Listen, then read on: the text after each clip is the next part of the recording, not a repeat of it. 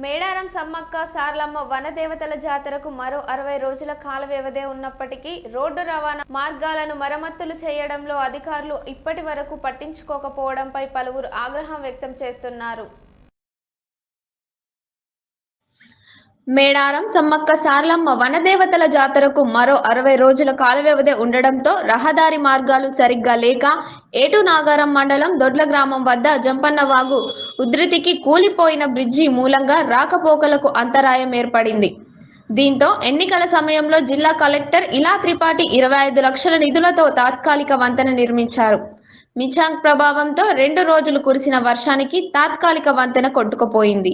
ఇక వాగవతలి గ్రామాలైన మల్యాల, కొత్తూరు, కొండాయి, ఐలాపూర్ గ్రామాల ప్రజలు నిత్యావసరాలకు, వైద్య ఆరోగ్య సమస్యలకు నానా ఇబ్బందులు ఎదుర్కొంటున్నారు. వారి సమస్యలను పట్టించుకునే పాలకులు, అధికారులు కరువయ్యారని ఏజెన్సీ ప్రాంత వాసులు ఆవేదన వ్యక్తం చేస్తున్నారు.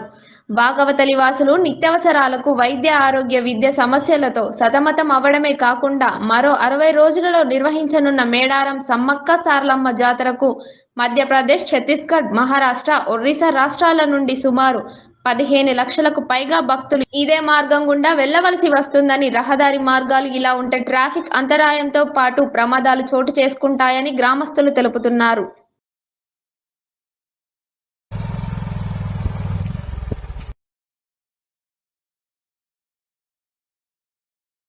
వాళ్ళకు చాలా ఇబ్బంది.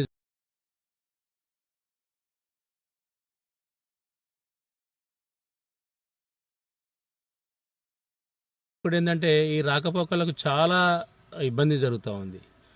బండ్లు తీసుకొచ్చుకొని ఇటు పక్కకు పెట్టేసుకొని మళ్ళీ ఈ నుంచి కాలినడకన 2 కిలోమీటర్స్ నడవడం జరుగుతుంది. దానివల్ల ఏంటంటే స్కూల్కు కరెక్ట్ టైంలో రీచ్ కాలేకపోతున్నాం. ఇంకా ఒకటి ఏంటంటే ప్రజలైతే చాలా ఇబ్బంది పడుతూ ఉన్నారు. వాళ్ళు రావడం పోవడం అనేది చాలా ఇబ్బంది పడుతున్నారు. మేడారం అనేటువంటిది ఇది ఆసియా ఖండం లోపల ఒక పెద్ద జాతర, మనందరికీ తెలిసిన విషయమే.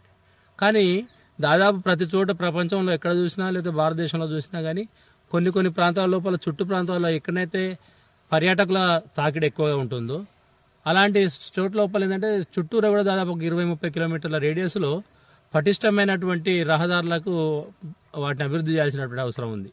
కానీ ప్రభుత్వం, గత ప్రభుత్వాలు కావచ్చు, ప్రస్తుతం ఉన్నటువంటి ప్రభుత్వం కానీ దాని మీద కాన్సన్ట్రేషన్ చేయలేక ఇప్పుడు ఈ గ్రామీణ ప్రాంతాల నుండి మనకి చాలా కుగ్రామం ఇది మారుమూల ప్రాంతము. దాదాపు ఇంత రిమోట్ ఏరియాలో కూడా మనము ఈ రహదారులను డెవలప్ చేయకపోతే ప్రజలు పడేటువంటి ఇబ్బంది చాలా దారుణంగా ఉన్నది. ఈ విధమైన అవస్థలు అయితే ఉన్నది. ప్రస్తుతానికైతే తాత్కాలిక వంతెనేషన్ మొన్న నేను ఆ బండి తీసుకొని వెళ్ళి ఇటు వచ్చే క్రమం లోపల చిరుజాలు పడి మొత్తం బురద అయింది. దీని మీద కూడా గట్టి మట్టి పోయలేదు. చూడండి ఒకసారి చూస్తే మీకు తెలుస్తుంది అంత బురద మట్టి. నేను బండి జారి కాలువలో కూడా పడేటువంటి సమయం అంటే చాలా ప్రమాదకరమైనటువంటి పరిస్థితులు ఉంది ఏరియాలో.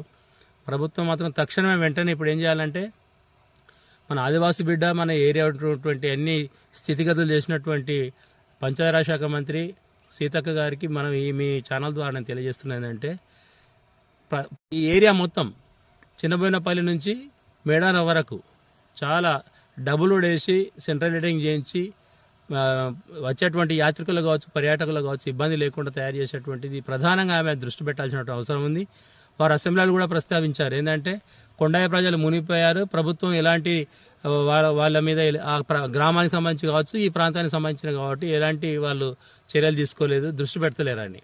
సో ఇప్పుడు తను మంత్రిగా చేపట్టింది కాబట్టి పగ్గాలు ఖచ్చితంగా ఈ వంతెన కావచ్చు, బ్రిడ్జ్ కావచ్చు, ఏరియా కావచ్చు మంచి డెవలప్ చేస్తున్నటువంటి ఒక ఆశాభావాన్ని మాత్రం వ్యక్తం చేస్తున్నాము.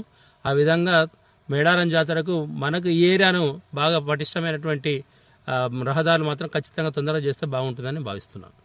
మంచిగా లేదని ఇటు నాగరంలో ఉన్న హాస్పిటల్ అంటే ఈసారి 3వసారి వచ్చుడు ఇదే ఇబ్బంది అవుతుంది మాకు. ఈ బ్రిడ్జి లేకుంటే మాకు గోస ఉన్నది.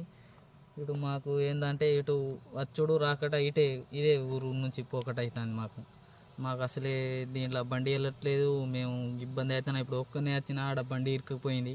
నాకు ఎవరైనా తోడు ఉంటే అది బండి తీద్దాం అంటే అది బండి వెళ్తలేదు. ఒక్కనికి చాలా ఇబ్బంది అవుతుందండి. మొత్తం 3వసారి వచ్చినా కానీ అదే ఇబ్బంది అవుతుంది. బ్రిడ్జి లేకుంటే మాకు చాలా ఇబ్బంది అవుతుందండి. ఈ కొండ ఆగును మాత్రం వెంటనే మీరు కట్టాలి. ఒక గర్భిణీ సిరిని కూడా ఒక మంచాల పండబెట్టుకొని ఆగు దాటించడం జరిగింది. ఈ పెద్ద ఇబ్బందితోటి అందరికీ కమ్మచ్చిపోయిన కాడ నుంచి ఆరోగ్యాలు బాగుంటలేవు. చుట్టూ తిరిగి రావాలి రాత్రి పగులు అంటే మాకు జనాలకు మహా ఇబ్బంది అవుతుంది. అధికారులు మీరు తప్పనిసరిగా ఈ ఆగు చేయాలి. మా ఇబ్బందులు మా గోసలు మొత్తానికి ఈ రాష్ట్రానికి తెలంగాణ రాష్ట్రానికే బాధలన్నీ మాకు తెలుసున్నోళ్ళే ఉన్నారు, తెలవనోళ్ళు మీరెవ్వరు లేరు. ఇట్లనే మేడారం జాతర దగ్గరికి వస్తుంది. పక్క రోడ్డును చేసైనా ఈ రోడ్డుకు మళ్ళీ మీరు చేయాలి. మరి ఓ 10-15 లక్షల మంది వస్తారు.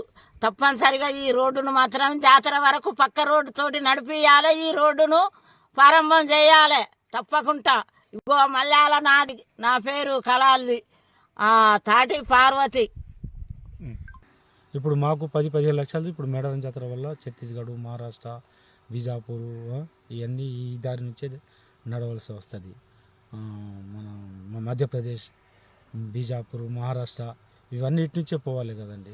మాకు కావాల్సిన ఈ సౌకర్యం ఈ తొందరగా ఈ బ్రిడ్జి వేస్తే మాకు అందుబాటులో మాకు రాకపోకలకు సౌకర్యం కావాలి.